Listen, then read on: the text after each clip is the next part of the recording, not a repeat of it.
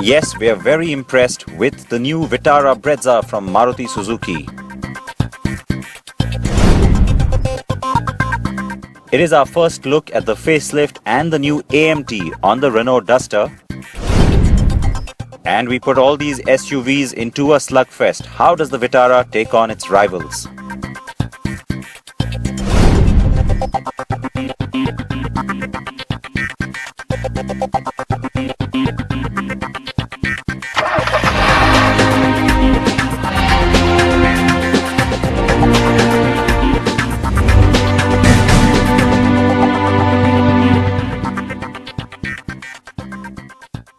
So how important is this car for the Indian car market? Very. How big a deal is it for Maruti Suzuki? That's a really big deal. And how much do you care about it? Well, going by social media, a whole lot. Welcome to the Car and Bike Show. I'm Siddharth Vinayak Parthankar. With us, the Vitara Brezza from Maruti Suzuki. It's the car that really sort of lit up the Auto Expo. You all wanted to see it. You all wanted to know more about it. You get all of that in our review.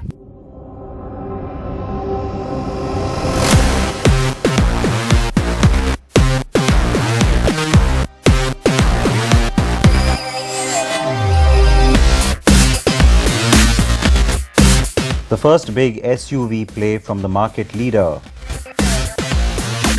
Of course, the Vitara Brezza had to be a high decibel product, right? The car is a subcompact SUV and yet has the looks and proportions that belie that compact size. The face is attractive with a new look front grille pattern in black, embellished with a thick chrome strip that's a touch Honda-like. So Maruti says it very specifically went after very specific SUV styling elements on this car rather than go after like a crossover or a coupe-like look that you see from many other cars. Why is that? Well, I'll tell you the why in a second, but what I will say is that it was a very smart move because it makes the car look bigger than it really is. It doesn't look like a sub 4 meter car, it doesn't look subcompact. The elements, the reason it went after those, well, I'll tell you what the elements are. You have a slightly squarish appeal here on the wheel arch. The floating roof concept. Why floating? Well, essentially you have a separation between the roof and the rest of the car's paintwork, even in the car that has the same colored roof, not just the contrast roof. Though of course the contrast roof looks nice. With the yellow and the blue you get the white roof, with the red you get a black roof. It looks pretty cool, I have to say, and will certainly spark quite an interest in this segment when it comes to that kind of an element. And then you got the ground clearance. Is it the best in class? No, but it is right up there with most of the rivals at 198 millimeters. I'll tell you what, that stance really adds to that overall SUV appeal that I was talking about, which again contributes to making the car look bigger than it is.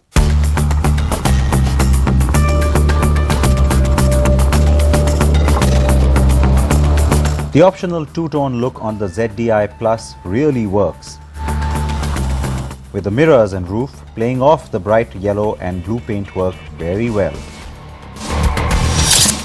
The red car comes with a black contrast roof option. The Vitara Brezza is the kind of car many buyers have been waiting for. Of course, many have already opted for a larger Duster or Creta, and others still have already bought the similar sized EcoSport or TUV 300. But I say that many are waiting because, well, they wanted to see what Maruti would bring to the party. So the Vitara Brezza is a sub 4 meter diesel powered SUV. That Maruti chose to stay diesel only with it was surprising, but given the sentiment shift towards petrol of late, Maruti has been quick to say that the petrol Vitara Brezza will arrive later in 2016. The diesel car has the now very familiar Fiat-derived 1.3 DDIS engine, but in an 89 bhp spec. The engine has a fair amount of lag though, and so it can be a bit annoying in city traffic with frequent gear changes, and it even stalled on me a couple of times. Maruti seems to have tuned it heavily towards efficiency, and so it lacks a sting like we've seen with the Swift, for instance. The mileage figure is an impressive 24.3 kilometers per litre that Maruti claims is class leading. Out on the open road is where the car belongs, because as you stay over 2000 RPM, the engine comes alive. It isn't noisy, overtakes on quick downshifts nicely, and cruises very comfortably at higher speeds too. The first impression you get when you begin driving the car is that this is almost like a Swift in heels. The Vitara Brezza does not handle like the Swift though, which is a lot sportier. The car feels a bit imprecise and lacks the sharpness that we've seen with the S-Cross and Baleno of late. It also lacks steering precision, which I felt was a bit of a letdown after the brilliant steering that we've seen on those recent cars. So alright, we've got through the bad bits. It's quite clear that handling could have been just a whole lot better, and I expected more from the steering too. But you know what? There is so much that comes in with the car that helps compensate for that it becomes a heartening story then. And what am I talking about? Well, the ride quality. The suspension and the work on that suspension from the Maruti Suzuki engineers has to be applauded. It's not something, by the way, that I expected coming into this. That's the one thing I thought that could be a letdown. Instead, it's the thing I'm perhaps most impressed with. Excellent work on the suspension because the car has this really mature, solid feel to it. It definitely feels like Maruti knew what it was doing in this department, and the reason that comes through very well is that it's not a soft, mushy suspension just for comfort. You get a nice feel from it. It's got this sturdy sense as well, and yet it glides over potholes. It swallows pretty much anything that comes in the form of bad roads, and you'll get a great sense of comfort even sitting at the rear. So yeah, I think that's got to be the one clear USP on the Vitara Brezza.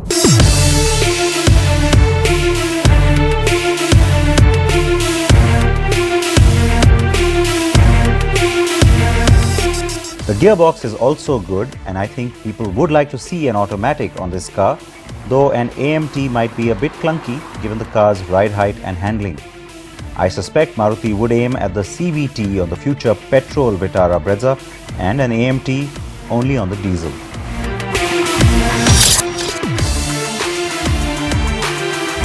The Vitara Brezza has a sharp and well-finished cabin. Plastics, fabric and other materials are subtle and classy.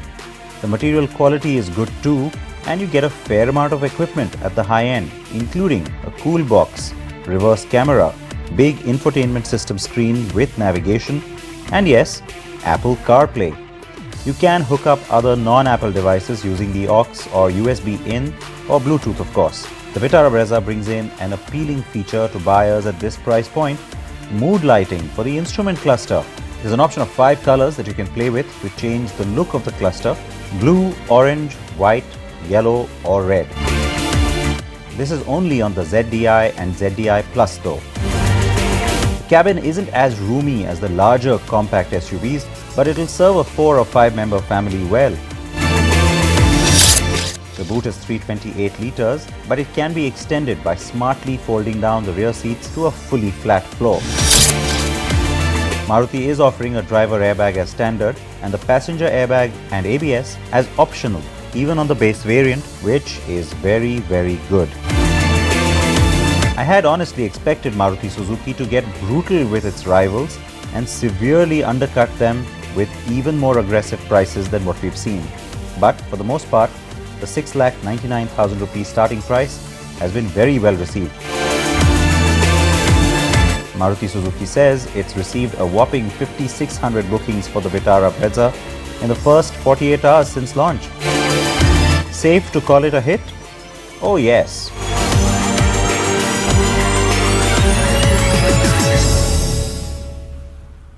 So that then is everything you wanted to know about the new Maruti Suzuki Vitara Brezza. It is diesel only. Remember, the petrol comes later in the year. And of course, your attention is going away from what I'm saying and it's going to this car. Yes, it is the facelifted Duster. It is the one you saw at the Auto Expo very briefly. And it is the one that brings in the new AMT variant into the Duster family. We do want to show you a few glimpses of this car, but it also brings up a very crucial point. When you talk about all these compact SUVs and that new Vitara Brezza, what's that rival list looking like for Maruti to deal with? We'll talk about all of that after a very short break right here on CNB.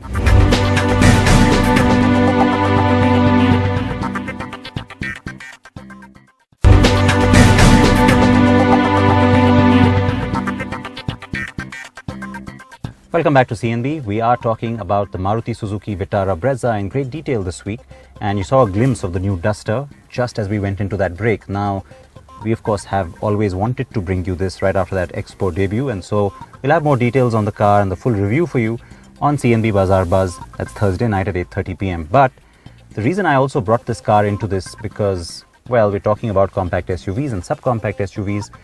This is the kind of consideration set that buyers would now be looking at. The Duster is definitely priced much higher than the Vitara Brezza is, but to the buyer, it doesn't matter about subcompact and compact. What are the kind of rivals that should come into that consideration set then? Well, you got the Duster and the Creta at the top end, and then you've also got the big one, the Ford EcoSport, that's just had a realignment in its prices and is looking more competitive than it did before.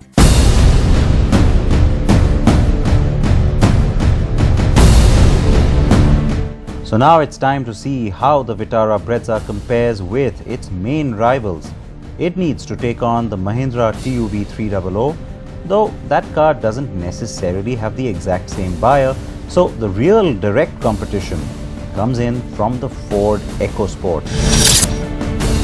The EcoSport arrived in mid-2013 and it was a runaway hit.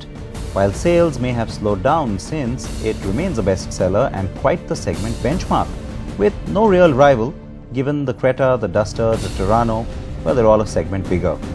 The Premier Rio, Fiat Aventura and Hyundai i20 Active have tried to chip away at some of that though, but largely the EcoSport has held its own. And now suddenly we have the Mahindra TUV 300 and the Vitara Brezza driving in with some real competition. Ford has been hit by the Vitara Brezza launch for sure, and just a day after that launch has significantly repositioned the EcoSport with massive price cuts.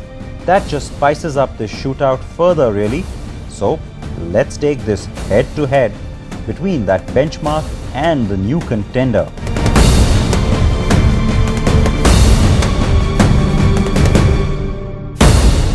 So what do you know, it's a bit of a surprise. Before putting these two cars together, I was convinced that the Vitara Brezza is just going to look so much more SUV-like, and guess what? The EcoSport's the one that's actually taller and manages to hold its own in terms of proportion. But see how different both these cars are. They have a different sense of styling completely. Yes, this is taller, but yes, this one has the SUV proportion. How do they compare in terms of actual dimensions? Let's run that comparison for you now.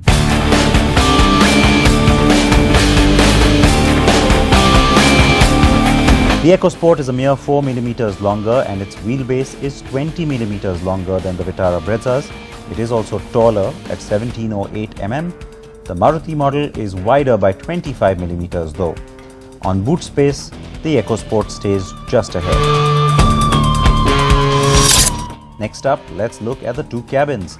The EcoSport gets upright and taller seating and has a busy yet functional central console.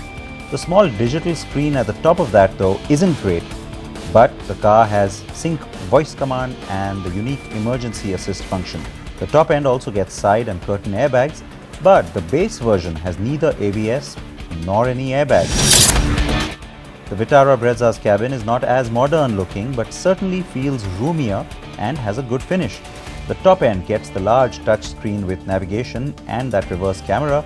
There's also Apple CarPlay to boot. The car has driver side airbag standard with ABS and the passenger airbag being offered as an option right from the base trim, remember. Both cars have push button start stop and keyless entry. Now let's get this show on the road.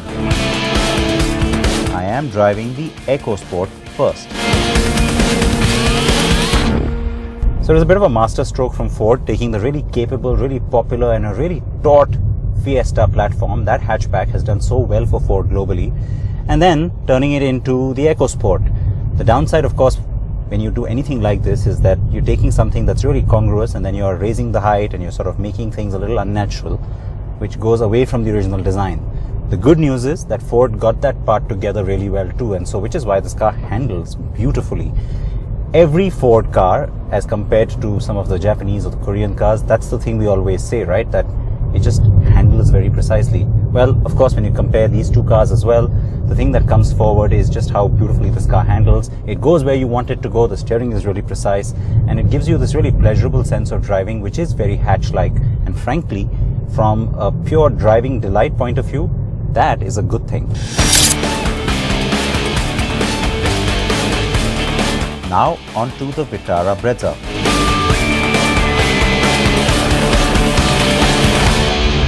So they're like chalk and cheese then, these two, when it comes to handling. They're so different in their appeal, and in a sense that's a good thing, because it's nice that they're both individual in that sense.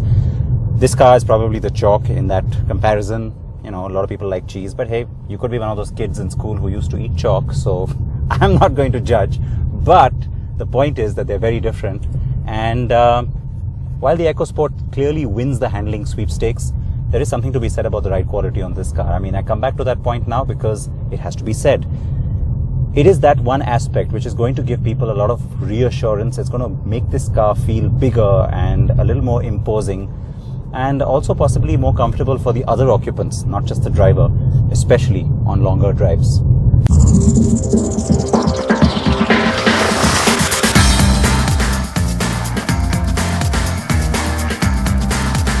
So it looks like the two cars each have their clear merits, and this is what it boils down to. If you want a pure driver's car, there is no doubt the EcoSport remains the clear favorite. It's retaining that benchmark, and its delightful handling and dynamic control help it stay ahead. The fact that Ford has now completely realigned the positioning of the EcoSport by slashing prices by over $1 lakh on all diesel variants certainly helps make it a better value proposition too. Before Ford cut prices, the Vitara Brezza was a definite winner on value alone.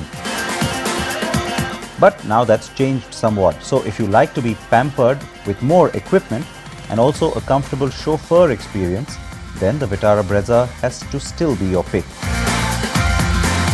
It is also the better family car, despite having a slightly smaller boot.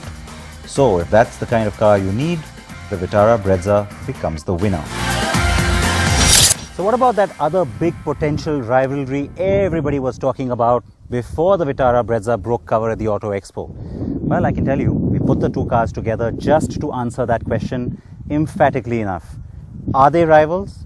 No, they're not. This is sub 4 meter. It is a subcompact SUV. This one's a compact SUV. There's not a huge difference between them, but while I still believe that Hyundai can't really justify the premium price tag on the Creta, it certainly has enough going for it to qualify as a different segment, and so which is why we don't think it's right to really put these two in the same segment.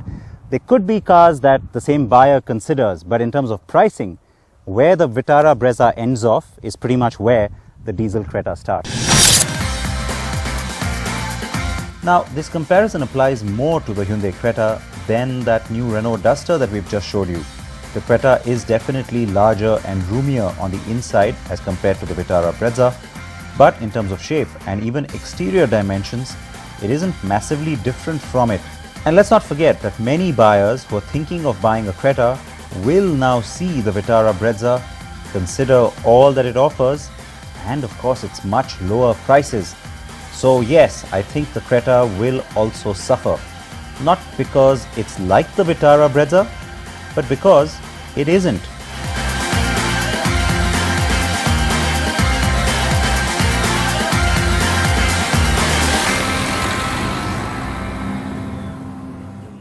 So lots of action then with the subcompact and compact SUVs. That entire space is burning red hot, and it's going to stay like that for a while. So please react to what you've seen.